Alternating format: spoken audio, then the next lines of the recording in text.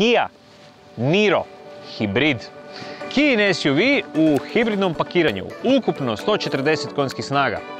Nešto slično kao Toyota CHR, međutim u odnosu na Toyotu, Kia kaže naši automobili neće dizajnom patiti da bismo dobili nisku potrošnju.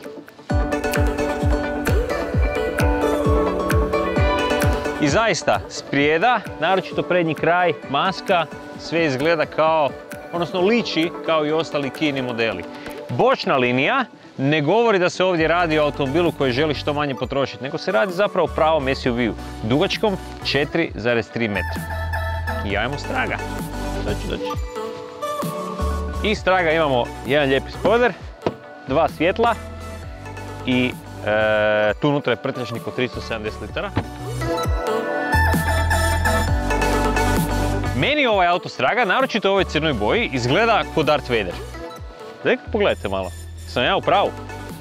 Niro, ja sam tvoj sin. Ne, nije, tak se ne smije ovaj, jel da? Bolje da se držim automobila.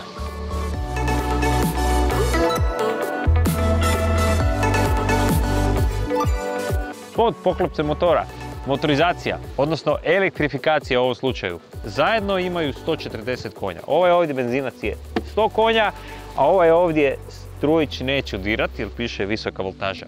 40 konjskih snaga. Svaki hibrid se voli pohvaliti i sa niskom potrošnjom. Ovaj ovdje po tehničkoj specifikaciji troši 5, nešto, što i nije toliko važno. Naravno troši on i niže.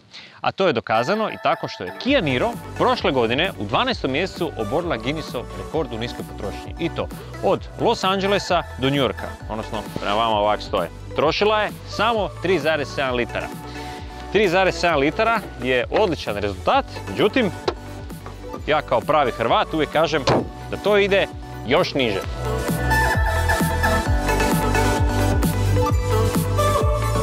Kia iznutra je jednostavna kao i ostali modeli. Dakle, ovdje gore je ovako zgodna fina plastika i sad što idemo južnije, to je plastičnije, sram vas bilo.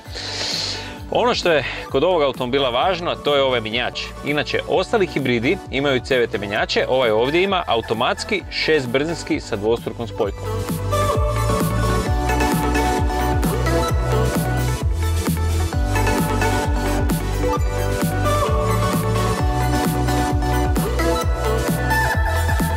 Evo nas sada i na dinamički dio testa, a to je pregled potrošnje. Ajmo vidjeti da li su Ameri sa 3,7 zaista bili rekorderi ili mi Hrvati imamo ponešto za reći. Pri tome smo odabrali dionicu od Novog Zagreba do Marije Bistrice preko Laza. Da vidimo kako troši na ravnoj cesti i kako troši na brdskoj cesti, dakle uzbrdica i nizbrdica. Ako sa hibridom želite što manje potrošiti goriva, onda je brzina maksimalna do 60 km/h. E sad, mi smo naš Niro opremili sa cijelim sijasetom naljepnica da bismo označili zapravo zašto se sporo vozimo i da ljudi ne bi bili nervozni. Evo jedna ovako, dalje neće moći, ide straga, jel?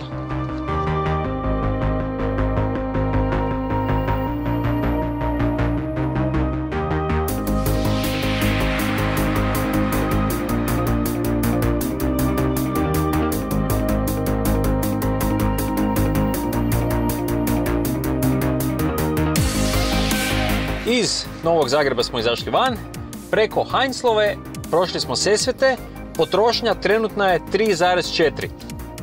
3,3 trenutno, 3,3. Ok, baterija je lagano sad je treba napuniti, dakle sad će potrošnja malo skočiti.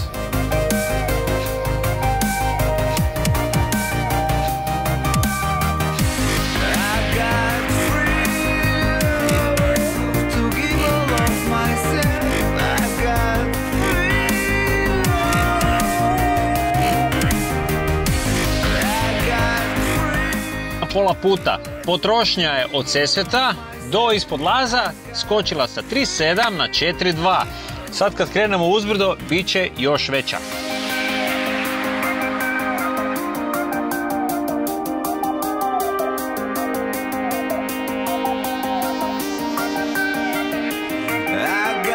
Hibridni automobili voze se u 3 različita moda rada. Kad se vozite sa upaljenim benzincem, kada se vozite na bateriju i kada se vozite na način da tu istu bateriju regenerirate, odnosno da je napunite. Ako želite maksimalno iskoristiti hibridni pogon, morate iskoristiti bateriju. Nju je potrebno puniti i prazniti. Puniti i prazniti. To se radi na sljedeći način. Na nizbrdicama blago pritišćite kočnicu. Nemojte kočiti diskovima, kočite takozvanim regenerativnim kočenjem.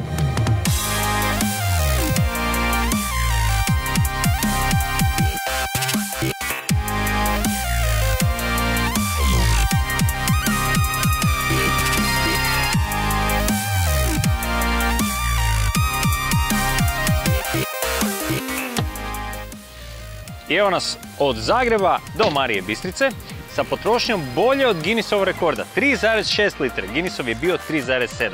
Iskreno, ne znam po kojim pravilima su obarali Guinnessov rekord, međutim, Kia Niro može još niže. Što se mene tiče, 3,5, 3,4 kad bi se još malo bolje skoncentrirao. Uglavnom, jako dobar rezultat, jako niska potrošnja.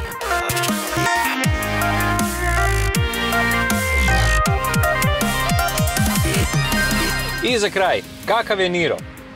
Vrlo interesantan. Ja si jednostavno ne mogu pomoći, volim hibride. Volim jednostavan dizajn, a ovaj automobil je onako, baš ima mi nešto onako fino. Jedan zgodan SUV. Ovo ćemo ovako u plastikicu malo uprostiti. Jako malo troši. Evo, obaramo Guinnessove rekorde. Palac gore za Niro.